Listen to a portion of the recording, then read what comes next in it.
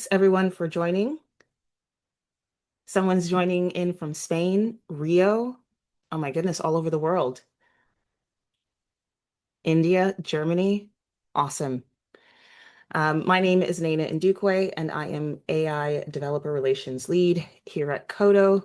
And Shlomo will also introduce himself.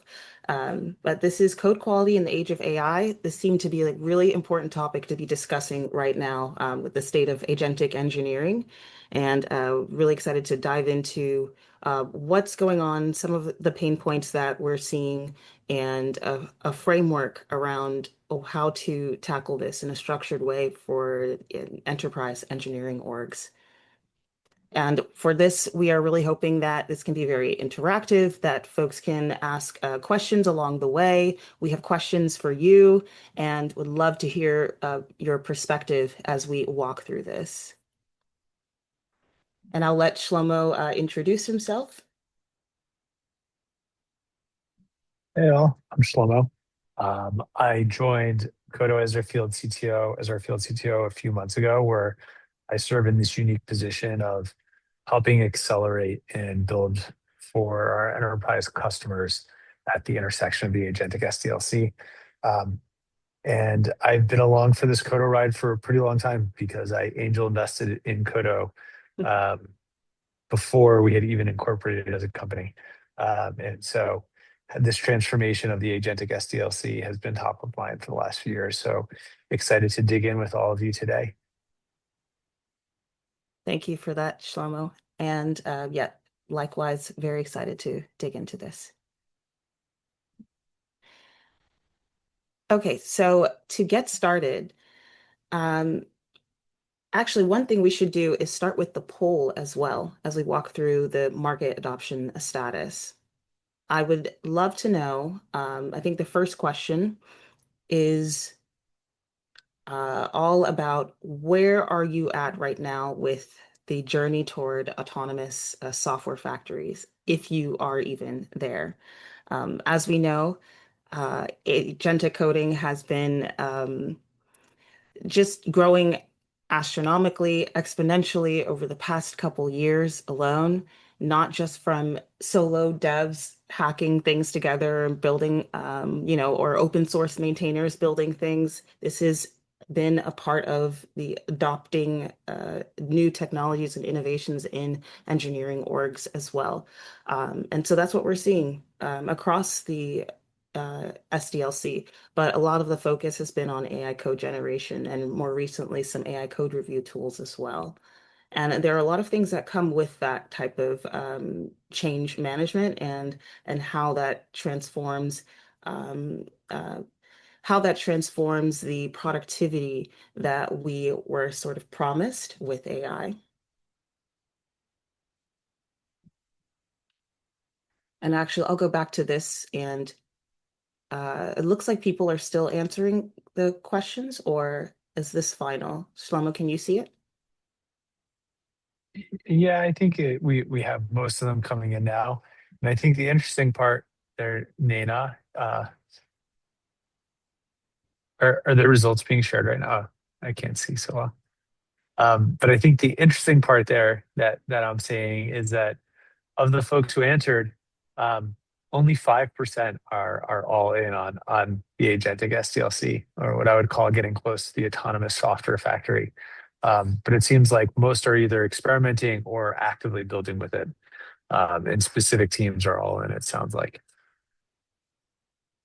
Wow, those are pretty interesting stats. So there's a lot of, I think we can share results now. Will that show? Oh, okay. So there are folks that looks like people are moving toward it, and but at different phases or at different stages of that process. And 0% are not committing at all, which shows that in general, folks are really adamant about finding out what they can do to move toward leveraging AI more in the SDLC. I think there's some interesting things that come along with adopting tools and technologies like this. And what we've heard a lot of engineering leaders and our customers, which I'm sure Shlomo could add to this, is that there is a clear concern about what happens if we are to reap the benefits or attempt to reap the benefits of AI code generation, speeding up the process of code implementation um, as we are moving through the pipeline or the life cycle. And there are dangers to the speed that can come from the code generation if we are not enforcing certain types of quality standards to match the speed that we're getting, that we are experiencing with AI code generation through the life cycle. And so that's where some of these stats are coming from, the things that you see here with some issues related to the actual cost for an organization that are security related, that are process related, and the area of focus that developers spend time on shifts. And so I think that those are pretty interesting. And now I'll have Shlomo talk about what that really looks like in a bit more detail across the agentic software development lifecycle and where we are seeing that code governance is missing in this process or what the risks are. Yeah, so I think the thing I'm noticing working with a lot of our customers right now is, and I think we could all agree, if you're using a Claude Code or a Cursor or Codex or the Copilot agent, insert whatever agent that you want. For the most part, this code piece that we see here, we could somewhat say is solved, right? Like code generation exists. Now, is the code always generating the right code, right? I think that's the key question. And I think this question goes back to where um, Kodo, when Dedi and Itamar started Kodo, the original insight was that um, if you can generate a test, you can always generate the right a code to pass that test. Is it the most efficient? Can it be improved on? All open questions. And this was before the ChatGPT era. Now we know that like code can fully be generated, but we've all seen the AI slop that it can produce on the other side. And so the real concern becomes on the other side, on the review and release side of knowing that the code that your agents are generating production high quality code that you need to be running. And so the reason I'm sharing all that is that for a long time, I think most engineers thought their job was the code piece. They thought their job was to write code. I've always said writing code is kind of the easiest part of the job. The hard part is the thinking part. And if we think about the thinking part relies on our plan. Are we thinking about the problem that we solve? Do we understand the problem that we solve? Do we know how we actually need to solve it? Um, and then how do we actually review and ship and run all of this code in production? All of that has really been the hard part, running my code. And so, I see here, Peter, more than 50% of people are saying code is written by agents today. So, and I think that's great. And so I think it sounds like, correct me if I'm wrong, a lot of you are all living and breathing this, where you're seeing the number of PRs go up through the roof. There are days I wake up with 20 PRs that are open after sending my agents off. And then the next day is making sure, hey, did my agents actually fulfill on the promise? And so where we see the world is how do we both give the quality gates to ensure that we can release high quality software to production, but I'd say more importantly that when the agents are generating, that we're giving them the bumpers. If anyone's gone bowling with their kids, I'm sure you've seen like the bumpers come out so that we can always roll a strike. Like I think whether it's on the code side or on the review side or on the plan side, we need to ensure that we have the right guardrails in place so that the agents are always rolling strikes. And I think this was always true how we needed to design our engineering processes so that engineers themselves can always roll strikes. I think that's even more important in our agent era because that throughput has shot up through the roof. Yeah, completely agree with you there. And I think we landed at 73% for the amount of folks here, or the amount of the percentage of code that is written by agents today. So exactly sounds aligned with what Shlomo was just describing here with this. And with that, uh, that's kind of why we want to get into having this, sharing this AI code governance framework. One can call it a framework. You can call it really a mental model or like just a foundational starting place for what exactly how you begin to mitigate some of the risks that were identified in this previous slide, right?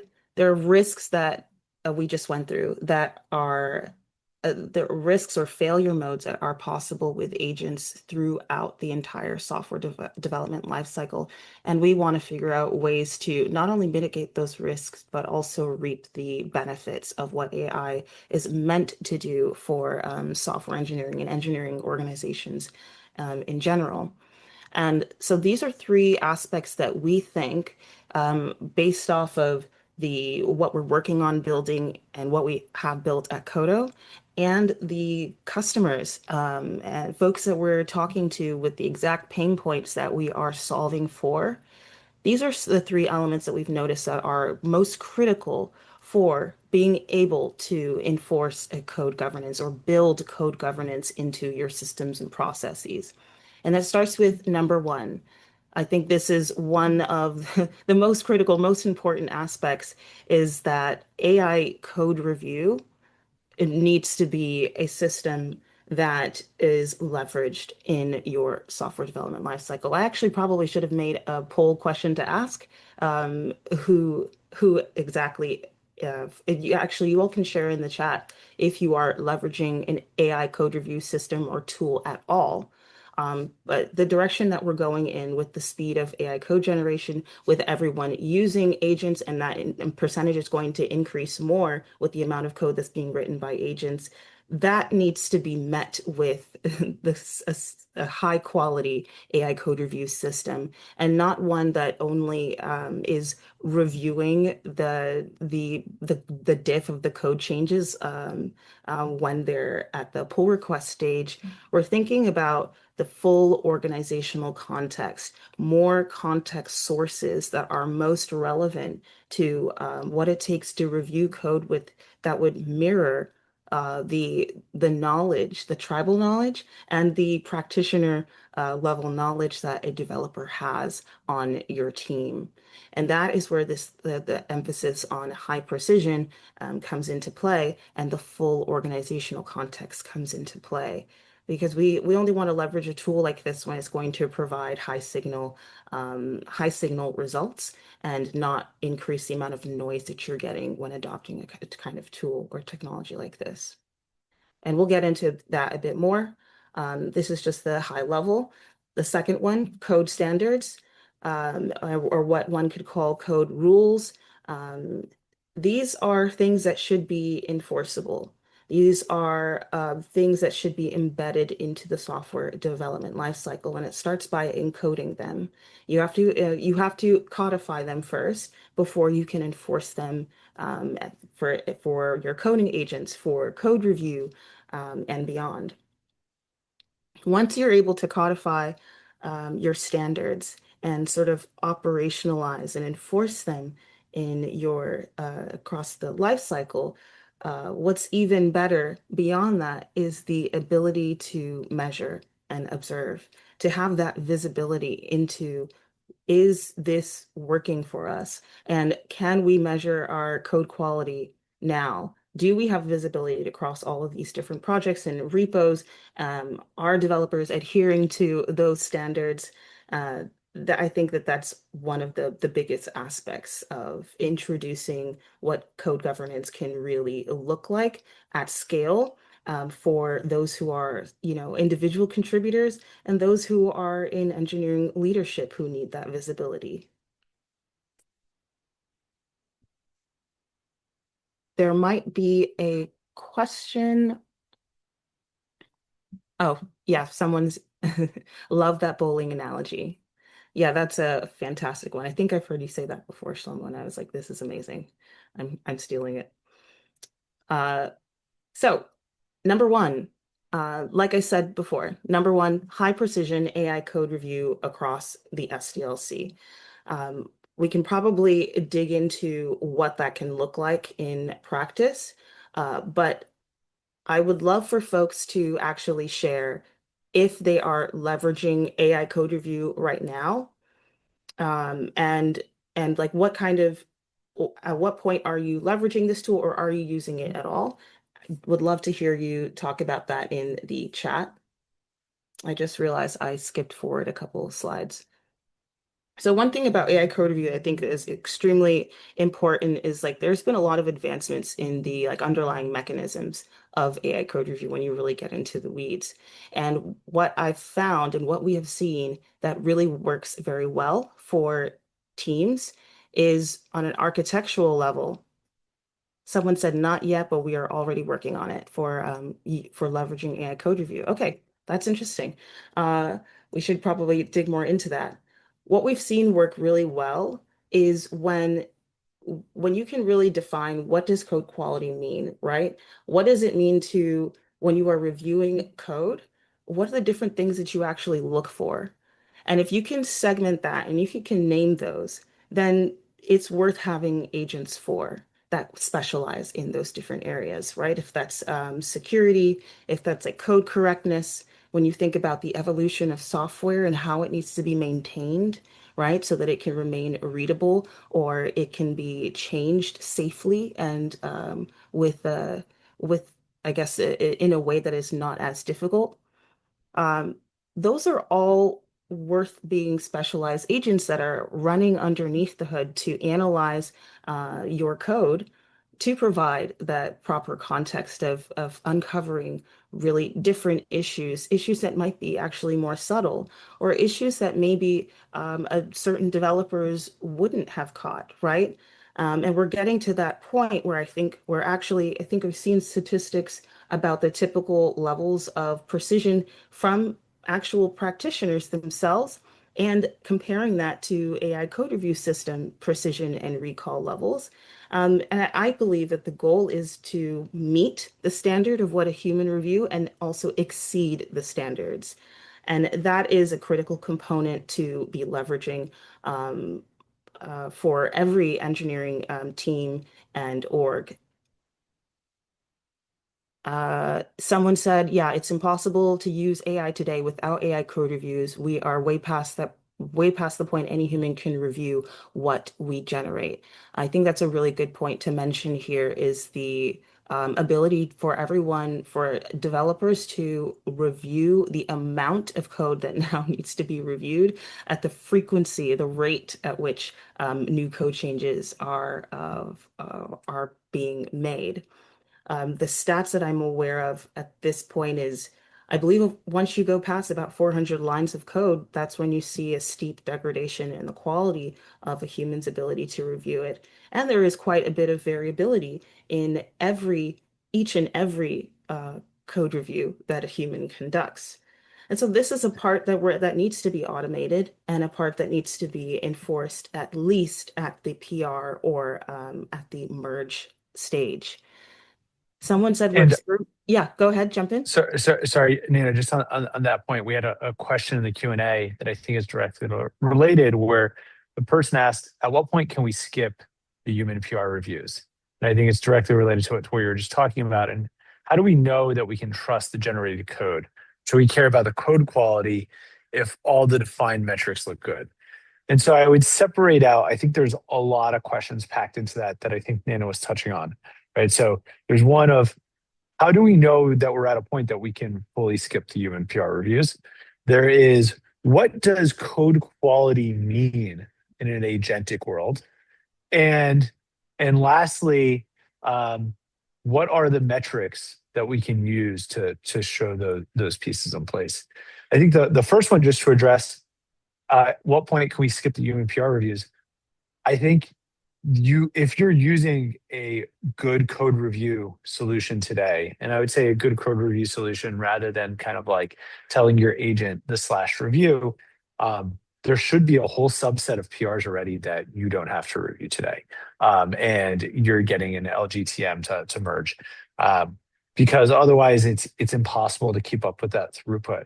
You know, the reason I can tell you that it's impossible to keep up with the throughput is We have some customers that are opening upwards of 80 to 150 PRs per engineer per month, right? So if you work backwards from that on 20 working days a month, you're saying an engineer is opening up anywhere from 4 to 8 PR, is not opening, merging 4 to 8 PRs per day, right?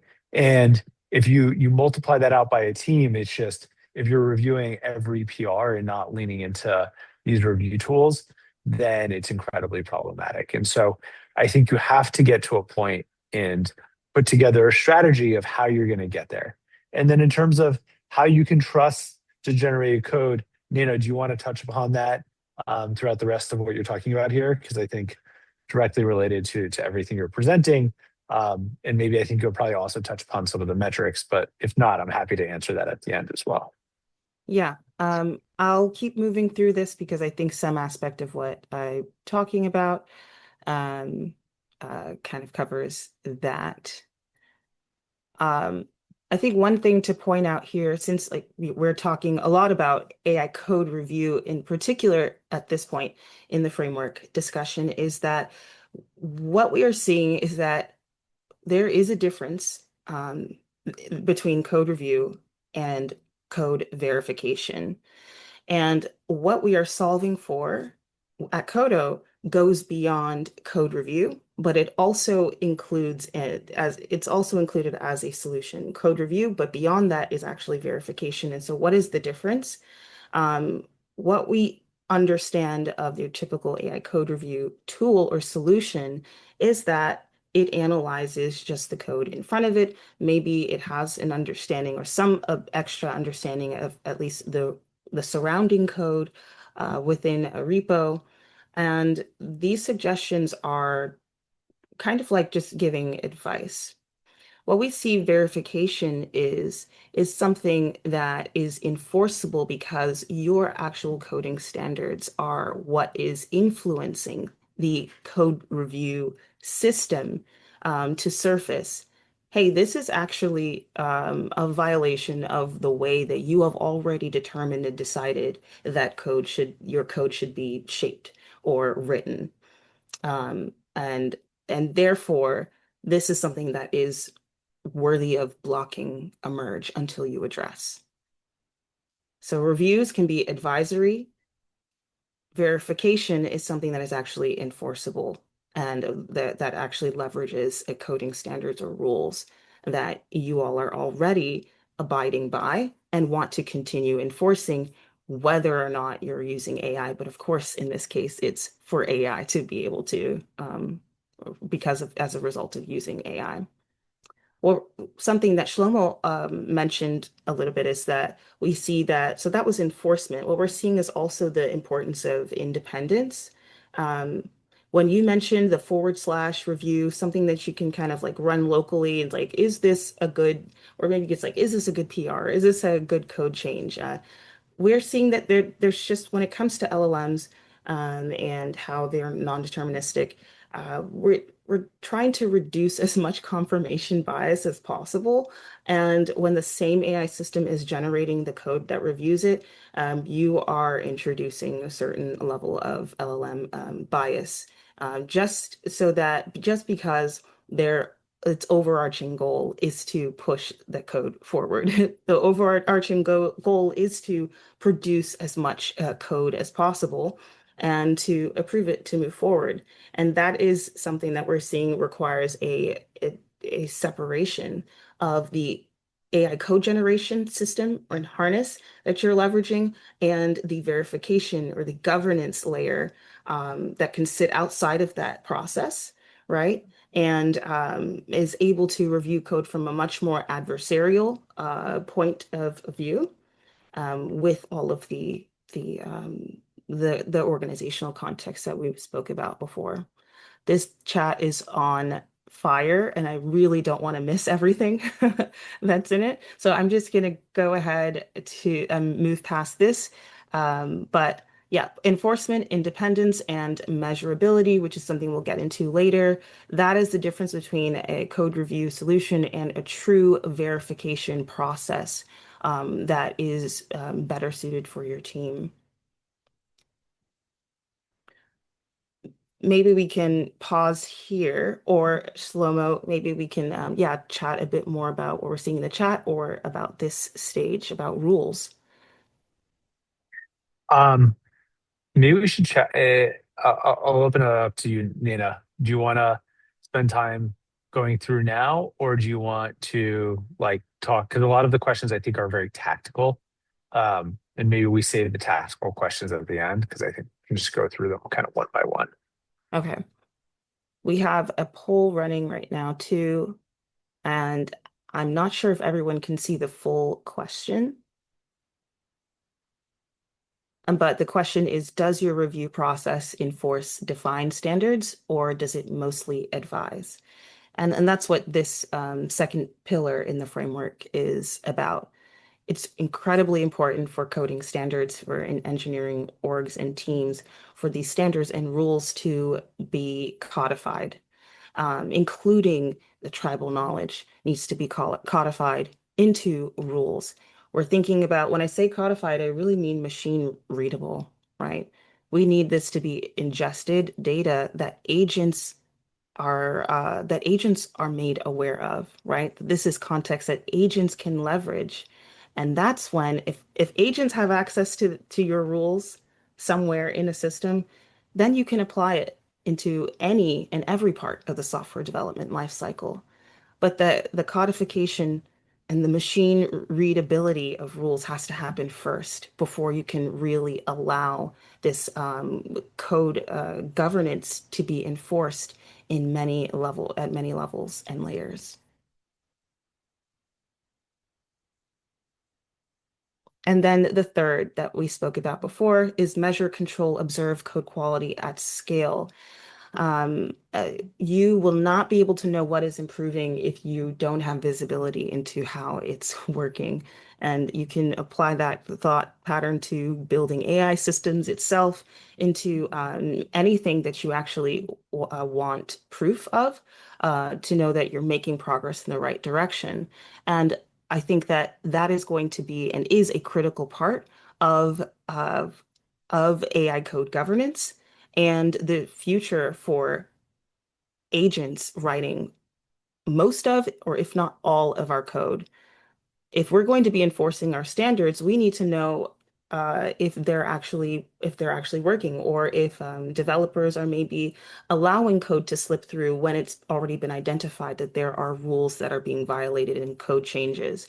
And we need to see that from a larger vantage point where we can track these issue findings and track the patterns that we're seeing and the rule violations across the systems. And so this is kind of like a system of record, is what I called it, for code quality. As long as it's visible, that makes it reportable, and that allows you to measure impact and ROI. And this is incredibly important, as you know, for engineering leaders to have this. And I've spoken with many engineering managers actually who are looking for exactly this, given the current pain points, the climate, the fear around around potential software quality degradation with agents. And how do you roll out AI code governance? So we've spoken about, here are the critical components of what you need, at least just to start as a foundation for AI code governance. How would you actually uh, get started with doing this, and then roll it out maybe in phases and scale?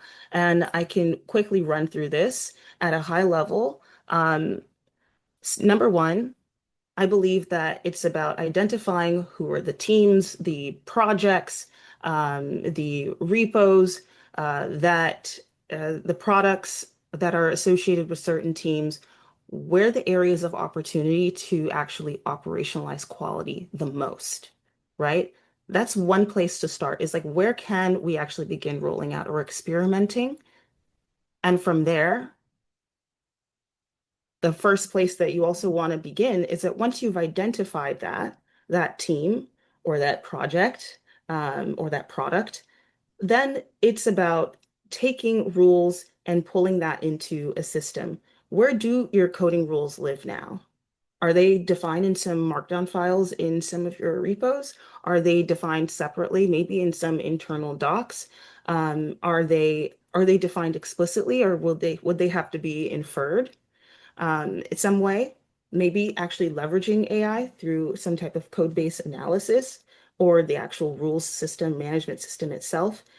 This is the process that I think is incredibly important for this experimentation or this rollout, because once you have that, you have the ability to answer and decide the next question, which is, or the next step, which is determining where and how early you want to enforce standards in your software development lifecycle. When I say early, I mean how early in the actual life cycle itself, and through which interfaces, through your coding agents in the IDE, in the CLI, in Git. There's so many developer workflow interfaces and stages, and that's where you can begin deciding how early you want to enforce. And our recommendation in general has always been early and often, as Shlomo said, to enforce those quality gates. The earlier and the more often that you have those quality checkpoints that are leveraging that same centralized context that is the rules and all of the other organizational context, the better you can mitigate those risks that we identified earlier that from the planning stage onward all the way through post-merge deployment.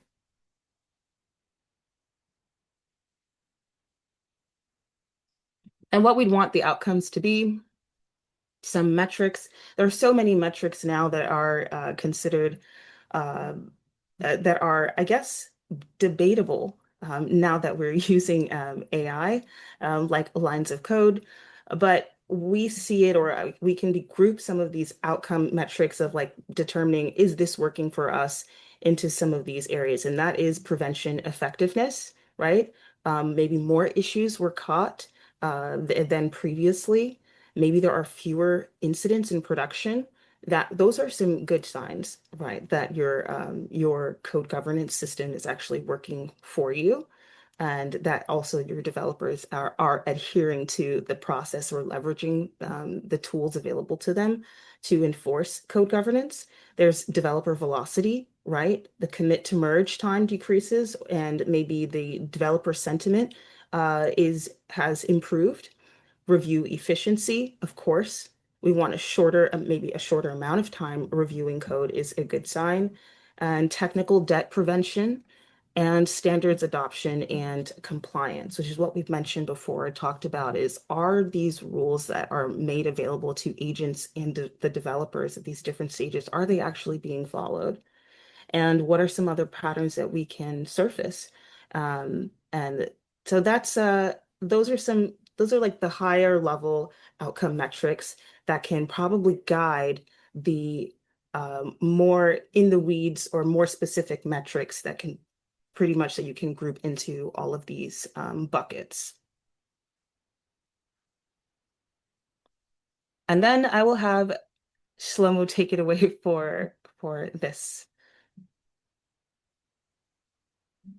So, yeah, I think walking through this kind of the way we see the AI, talking about Kodo AI governance platform, um, there's kind of a few different stages of how we think about it. And I think maybe to start at that bottom stage of the purple one of talking about powering every agent in future with the wisdom to govern, I think that's like the place for us to start first, because I think it builds up the layers on top of it, right? So one of the things that we do across Kodo is try to generate as much context um, about not just the individual PR, but your system as a whole, right? And so to be able to do that, we need to pull in, collect context from your code base. We're pulling in all your PR history to learn from all of the context of the comments, the approvals that have all happened before, your tickets, your design systems, your PRDs, anything that's related to it.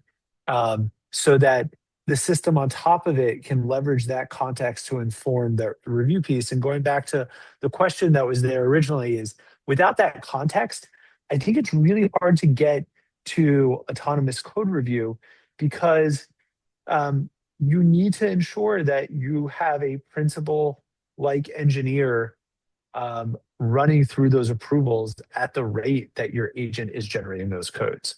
And to do that within that context requires a lot of background processing of your system, right? So, we heard Nana talk a lot about today about rules and skills within your system. And really, the way we think about that is codifying your standards in enforcement um, in a way that isn't strictly defined as a linter.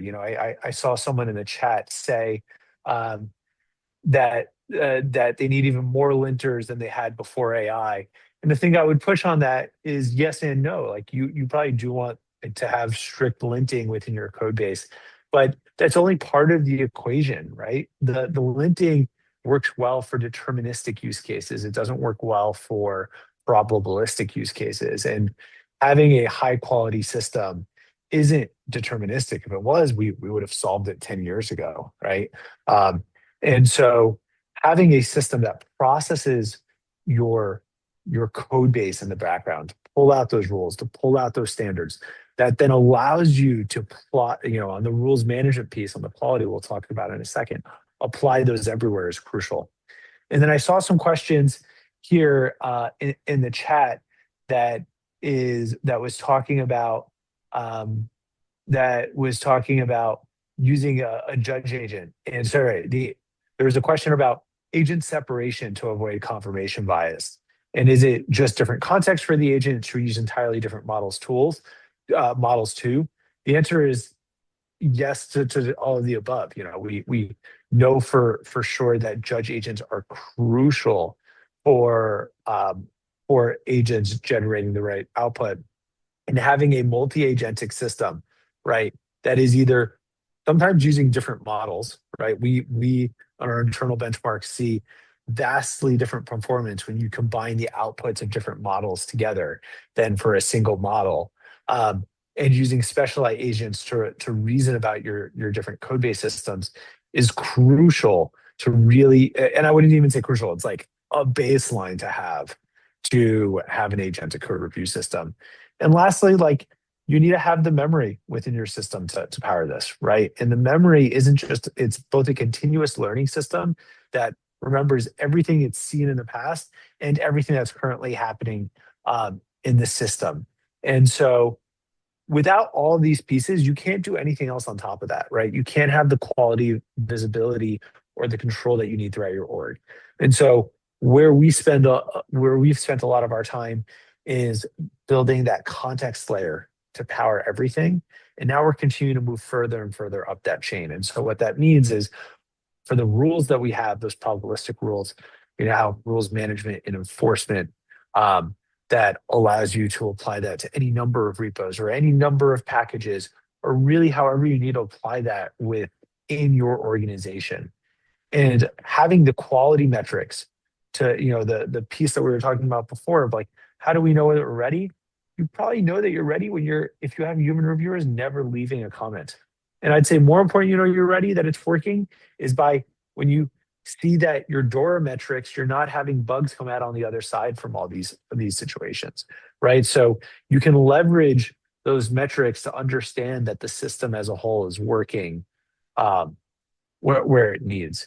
And we're continuing to build on top of that context engine by bringing a code-based Q&A that brings this context engine all at the same time, and building our own workflow engine on top of that. And then the other part that I think about the world is going back to that slide that Nina shared at the beginning, is the agentic SDLC.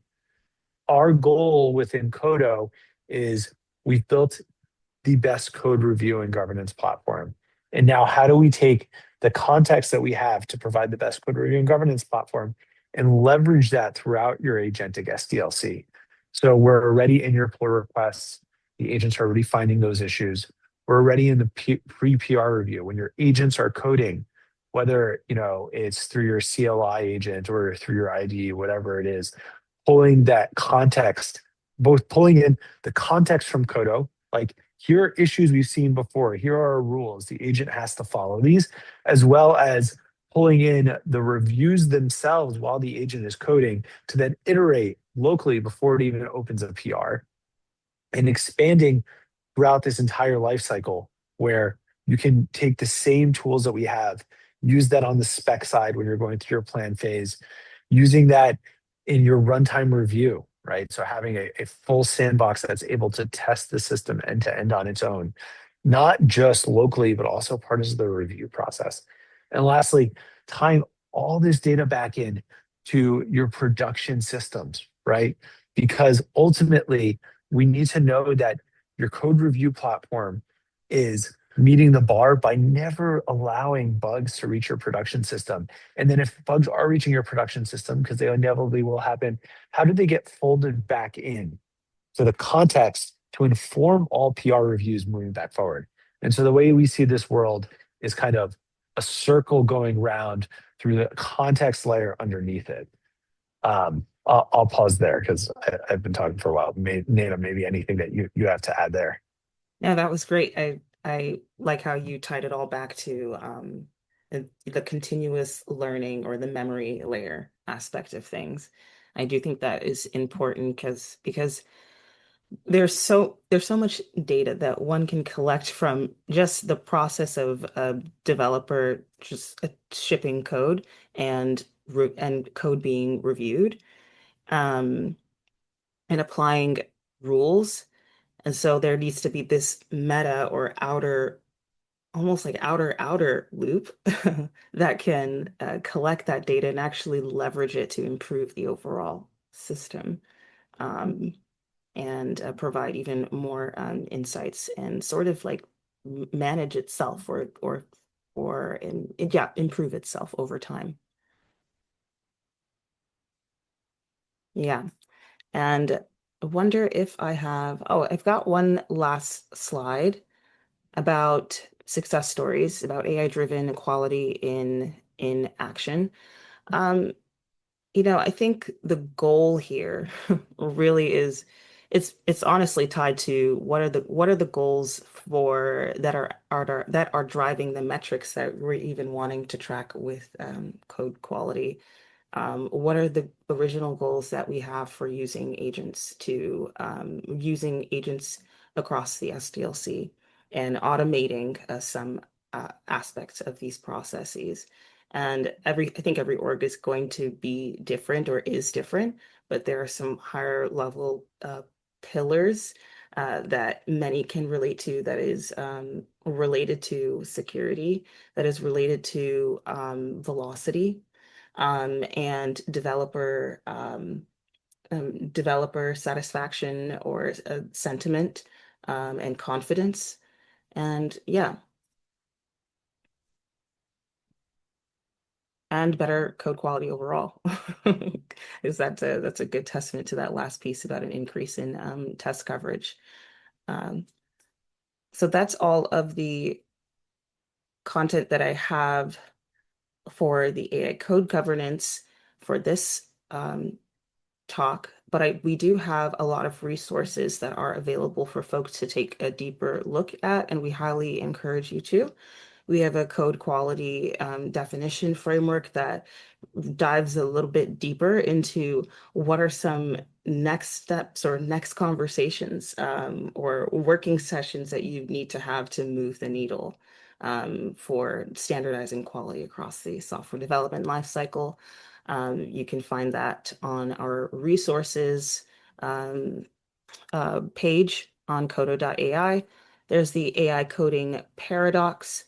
That is also a report that you can take a deeper look at with some statistics. I think this was in partnership with Google.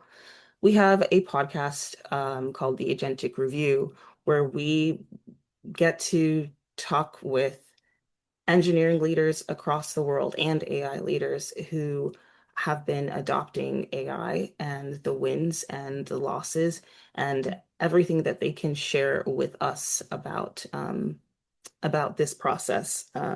We think it's incredibly important to have these kind of conversations and get that insight from those who are in the trenches with this technology. And the last part to mention is for folks who are interested in working at Kodo, you can go to kodo.ai/careers if you want to take a look at what positions are open. And we've got, offices in New York and Boston and a few other places in the US and the world and remote folks.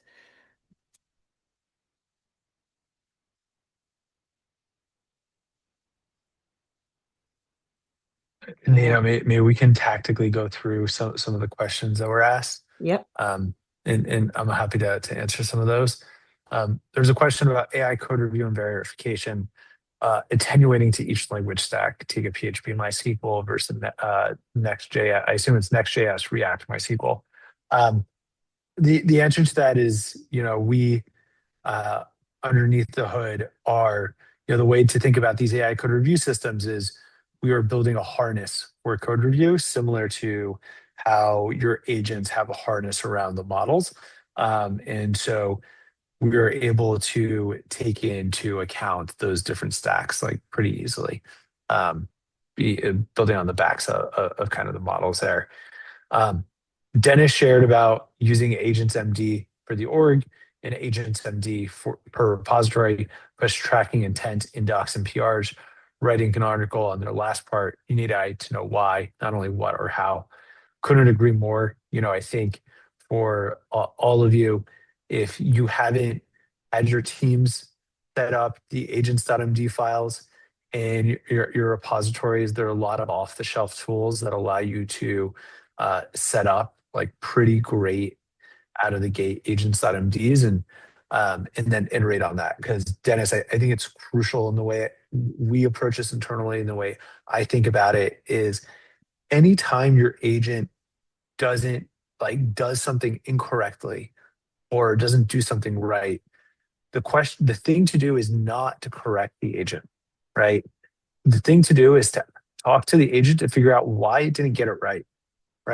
Was there an issue in the harness? Was there an issue with the spec? Like, and sometimes there was an issue. A lot of times there was an issue with the spec, right? Like we didn't see or envision all edge cases and didn't give the right context or even have the right context to make a decision.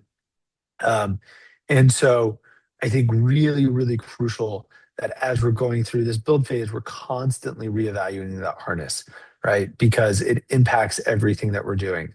Um, Sorry, so going through a few of these, Manuel shared that we make sure our refinements cover full definition of done and acceptance criteria in non-goals and let them be verified in one of our later review layers with very good results. Verification is the whole point.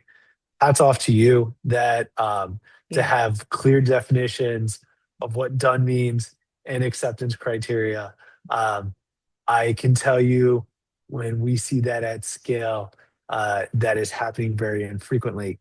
I'm so impressed that you're able to have that done at any scaled organization, um, especially having a strict definition of that plan phase. So that's really incredible and really gives the agent superpowers.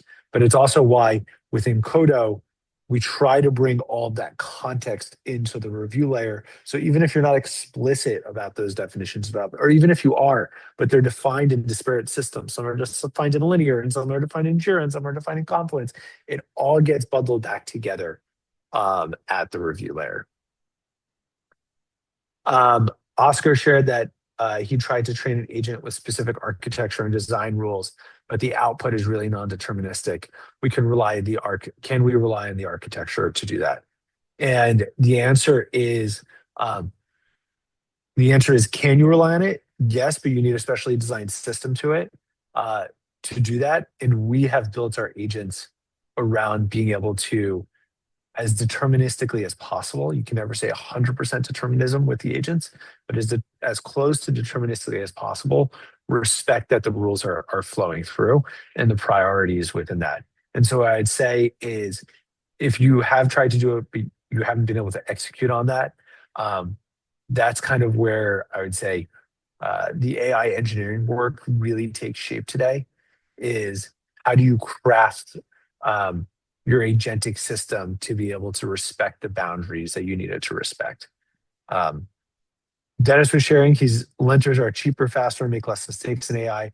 So good linters might actually save time and money instead of hoping AI will guess correctly some of the rules. Already have perfect tooling to check AST validity.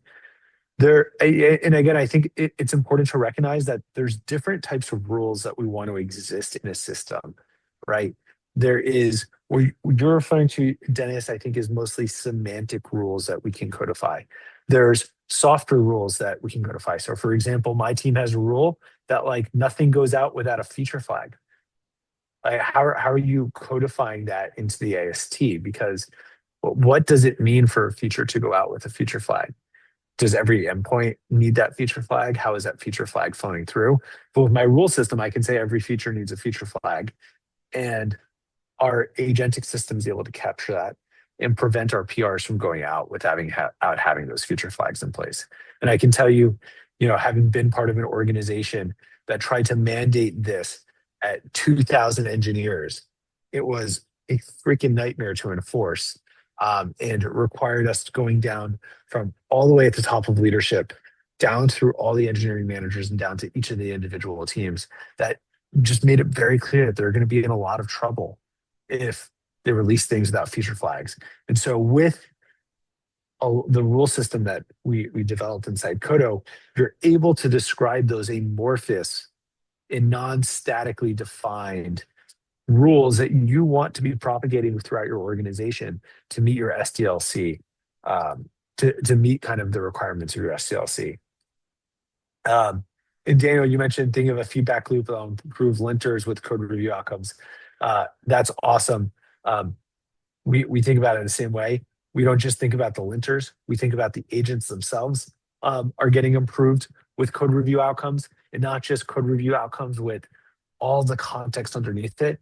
And so, our system is not just a system that's taking that feedback loop to actually improve the agents themselves, right? And so the things that we have thought about as static are not really static anymore. I'm going to pause there because I just Yeah. wanted to burn down some of those questions Yeah, I to people to appreciate feel like that. walk away with their answers. I really appreciate that. And we've also added a one last question for folks, which was related to some of the last things that we spoke about for the overarching like pillars in the framework, which is if a stakeholder asks, is our code quality improving or decaying? Could you answer that with data? Can you answer it confidently?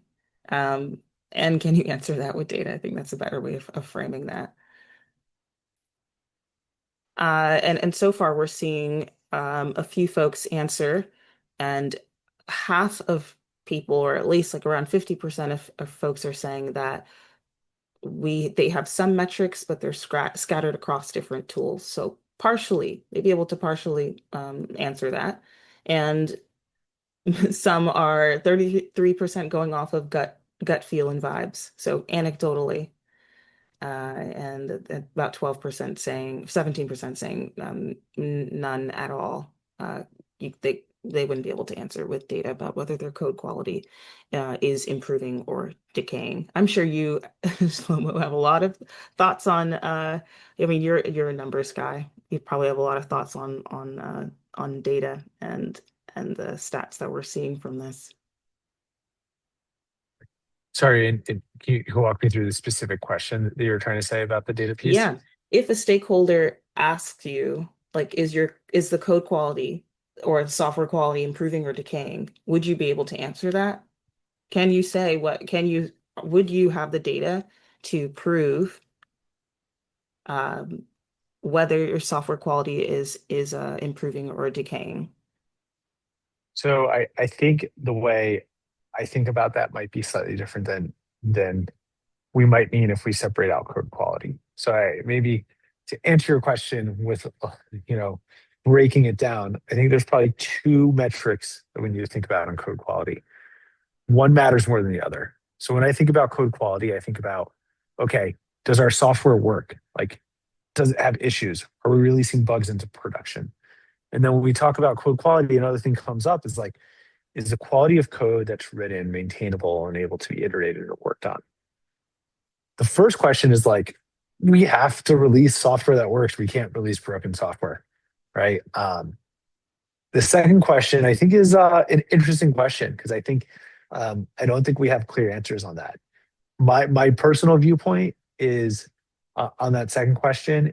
So sorry, to answer the first question, absolutely have metrics if bugs, if we have more issues that are going out to production, we measure that internally within our own system. If you don't have that today, I think even more crucial today to how you're using that, whether it's door metrics or whatever you're using internally. To me, it doesn't really matter which path you go down, just that you have a path that you measure and hold yourselves accountable to understand the state of your system as you're bringing more and more agents into it. In terms of the second question on the code quality question, um, this is like a fun theoretical philosophical debate I think happening within a lot of teams right now. But um, if we believe, my personal viewpoint is we are entering a phase of the amount. If we remember back in like 2004, right, when Google was like really starting to explode, we started to have all this stats around. In the last month, there was more data produced than had ever been produced in the history of mankind before. I think we are entering that phase for code. We are gonna have more code being generated in in a year from now that was probably generated before like 2010, right? And that's gonna keep compounding. And so the question of that quality system, if that is keeping compounding at that pace, is does like full system rewrites become cheaper and cheaper? And so if the system is not having bugs, we're able to iterate on it. What is the cost of that iteration? And I think that cost of that iteration and why code quality still matters is your token agents. If you have like lower code quality, your agents are going to be spinning on using more and more tokens, and it's going to cost you more and more money for each feature that you release. Whereas if you have a really tight harness around the things that you're building, around the repos that you're developing, or you're continuing to invest in that, um, that will pay dividends in how much money you're spending. Because if you know you're burning through cycles, let's say your agent's producing like not great code for any number of reasons. If you're burning cycles as a human trying to figure out what's going on, the agent that comes in the next time is also burning cycles trying to figure out what's going on. And that's tokens that you're paying for and really expensive. And so, um, I think that's more of a fun conversation because I think different people have different philosophical bents. I don't think we have a strong perspective one way or the other as much right now, or at least I don't. Um, but I think absolutely crucial to make sure that you're not releasing more bugs. You're following whatever metrics you have for quality control, and you don't see those going up. I think there is one last question. I'm not sure if we how much time we have left. Um, I think who was it? Bill, who asked, does the size of the application being reviewed affect how well AI reviewers are able to review the PRs? For example, legacy monolith versus microservice, which is a great question. You want to take that one, Nina? I can start by Yeah, saying it shouldn't.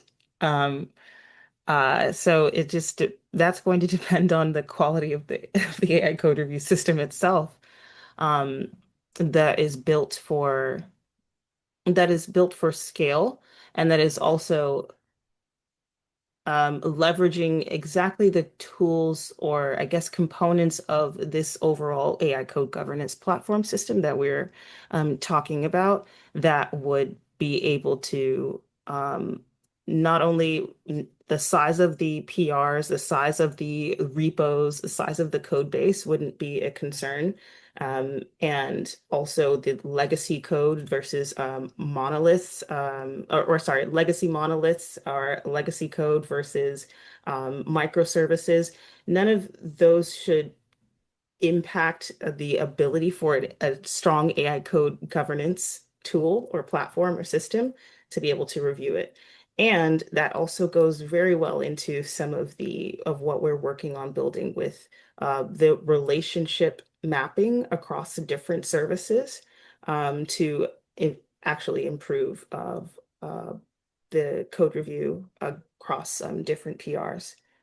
I'll let Shlomo answer that as well. Yeah, I think to like sum it all up, if you have the right harness on the agentic side that you're leaning into for the work that you're doing, um, the size of your PRs hopefully aren't such a big impact because you should have strategies that make that not an impact. And Bill, the same thing goes to your monolith versus a microservice. Like that is where I think harness engineering starts to matter a lot. Of has you built your system to be able to support those types of structures, and that is where kind of that expertise kind of leans into. Um, I think this answer would have been different, quite frankly, 8 months ago than it is today, even 6 months ago. Yeah. We've come a really long way in a really short amount of time, both for like I've seen 40,000 lines of code in PRs, like still having full agentic reviews running in a really high quality way. And so I think really comes down to the harness that you're building on top of. Great answer. And Daniel said, I think the quality of the code base is more important than the size.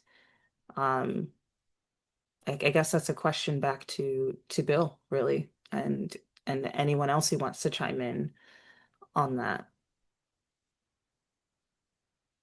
And I would agree. I think that makes sense.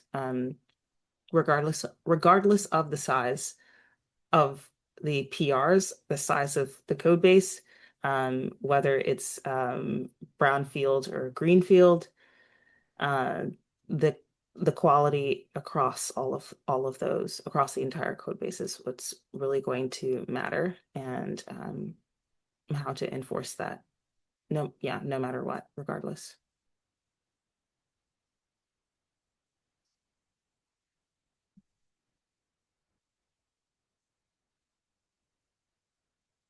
So it looks like we've got some extra time. Um,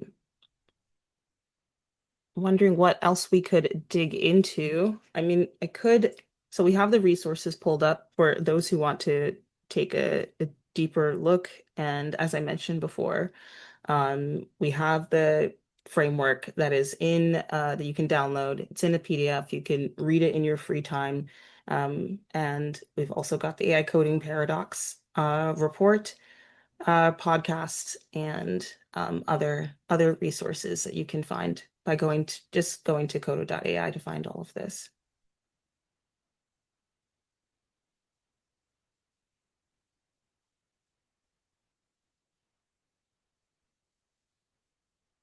And I think that we've covered all of the questions. Let's see.